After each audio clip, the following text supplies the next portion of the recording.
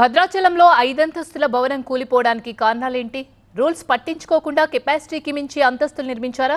నిర్మాణంలో నాసి రకం సామగ్రి వాడారా? అసలు బిల్డింగ్ శిథిలాల కింద చిక్కుకున్న కూలీలెందరు? ఇద్దరా? ఆరుగురా?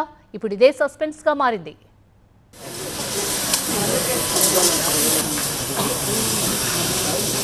ఐదంతస్తుల భవనం పేకమేడలా కూలిపోయింది. ఏ ప్లేస్ లో నిర్మిస్తున్నారో అదే ప్లేస్ లో భారీ శబ్దంతో నేలమట్టమైంది. అనుమతులు లేకుండా రూల్స్ కు విరుద్ధంగా అంత పెద్ద భవనం ఎలా నిర్మిస్తారని స్థానికులు అభ్యంతరం వ్యక్తం చేశారు. నిర్మాణం ఆపాలంటూ వరుసగా ఫిర్యాదులు చేశారు. కానీ ఎవరినీ ఖాతరు చేయలేదు భవన యజమాని శ్రీపతి శ్రీనివాస్. ఆయన అంతులేని నిర్లక్ష్యం ఇద్దరు కూలీలను బలి తీసుకుంది. శిథిలాల కింద ఉన్నది ఇద్దరేనని పోలీసులు చెబుతున్నారు. ఒకరు చల్లా కామేష్, మరొకరు ఉపేందర్. సహాయక చర్యల్లో భాగంగా శిథిలాలు తొలగిస్తున్న క్రమంలో కామేష్ కొన ఊపిరితో కనిపించాడు.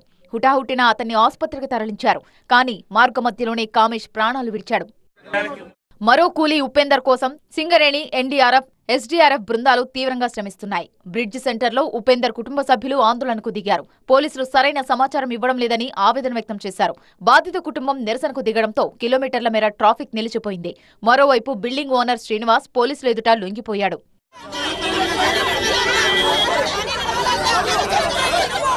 30 ఏళ్ల క్రితం నిర్మించిన బిల్డింగ్ పై మహా అయితే ఒక ఫ్లోర్ నిర్మాణం మాత్రమే చేపట్టాలి. కానీ కెపాసిటీకి మించి G+5 అంతస్తులు నిర్మించాడు శ్రీనివాస్. పిల్లర్ల నిర్మాణంలో 20 mm రాడ్లకు బదులు 12 mm రాడ్లను వినియోగించారు. పిల్లర్ల మందం 2 అడుగులుండాలి. కానీ ఇక్కడ 1 అడుగు మాత్రమే ఉన్నట్టు తెలుస్తోంది.